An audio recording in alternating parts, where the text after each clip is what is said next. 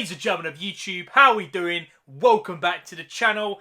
This video is going to be a little bit different. I'm just going to keep it real. I've never done anything like this on the channel before. I'm going to be reacting to IGN's review for Cyberpunk 2077. And for me, like, the hype for this game, the excitement is so high. There's only like a handful of games that have got my excitement to like peak, and this is like number one, yo. I remember like when Red Dead 2, all that stuff was coming out, I was properly, stupidly excited. But this is overtaking that, man. I know the game ain't going to be perfect. I don't want a perfect game. I don't want a 10 out of 10.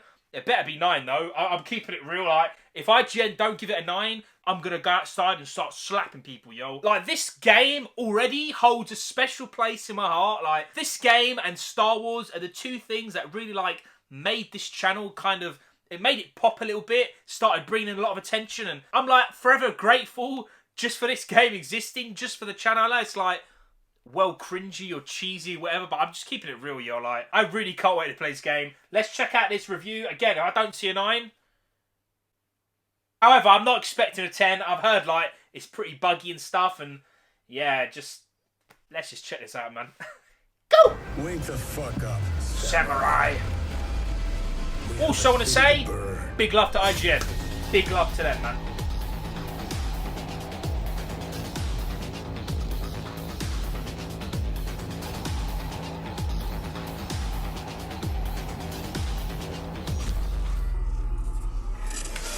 Before we dive in, let me make a quick apology. Let's go, Tom Mark. CD Projekt Red wouldn't Been loving allow us these to videos. use our own recorded gameplay for this review. So unlike a typical IGN review, what you're going to see while I talk about Cyberpunk 2077 isn't entirely representative of what I experienced when I played. But that restriction is Keeping only those temporary, spoilers so when it down. comes out, we'll publish a new version of this review with our own footage to show you exactly what I'm talking about. I like that. Also, keep in mind that we haven't gotten to touch the PlayStation or Xbox versions yet, so what I'm talking about here is specifically the PC version of Cyberpunk 2077, which I played on a GeForce RTX 3080 GPU. And now, on to the review. Let's go, mate. Let's go, Tom. The quality of an open-world RPG often isn't defined by the strength of its main story, but the side missions around it. Big With facts. Cyberpunk 2077, CD Projekt Red has built an entire game around that philosophy. Apart from its surprisingly short but utterly compelling central questline, the vast majority of what you can do in Night City is entirely optional, but still extremely impactful. This more free-form structure isn't without its faults, including loads of distracting bugs, but the strength of the missions themselves and the broad and interesting choices you have within them make Cyberpunk 2077 one of the most exciting RPGs I've played in recent years. Yes! Yes! Let's go, Tom. Give me that 9, give me that 10. Not a 10. I want a 9, though. You play as V, At least. a mercenary in Night City who ends up with the psyche of long-dead rock star and anti-corporate terrorist Johnny Silverhand trapped in their head. Yes, that's Keanu Reeves, though his performance is actually a bit stiff relative to the rest of the excellent cast. Do whatever it takes to stop him, defeat him, gut him.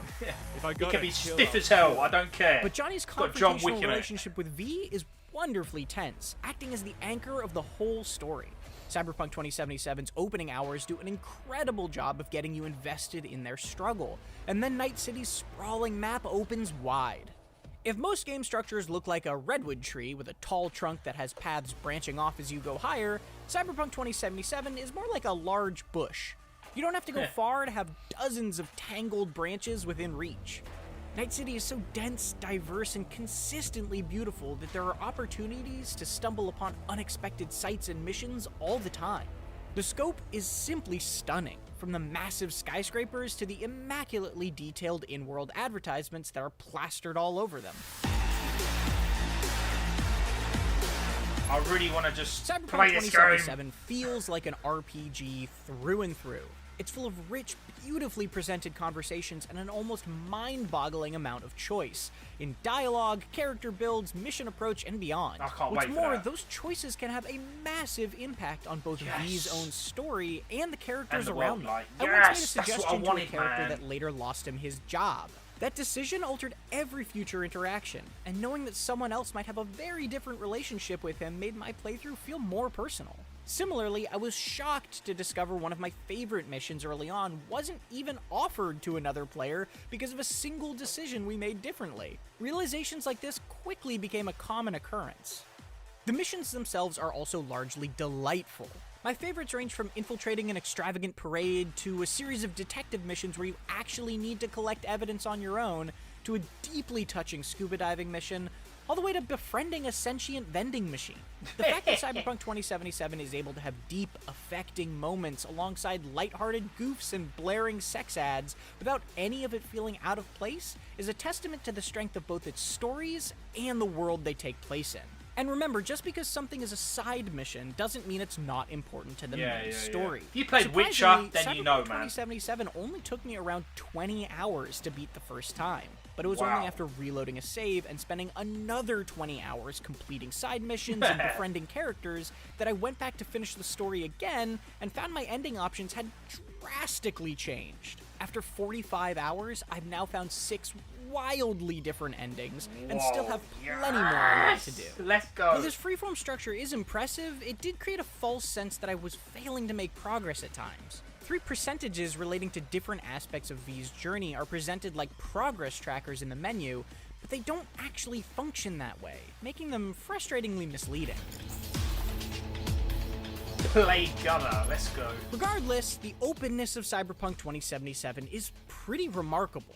Beyond the big story decisions, you also get the good old-fashioned choice of how to kill, or politely incapacitate, your enemies. There are no character classes here. Instead, you invest points into 5 primary attributes, and then into perks within each of those. For example, if you're planning to go stealthy, the cool attribute can make enemies slower to detect. Yeah, I've heard about that and cool its thing. stealth perk page is full of additional boons like increased crouched movement speed or unlocking an aerial takedown. Perks will also naturally improve as you use them, making the system wonderfully flexible. Combat opens up gradually as well.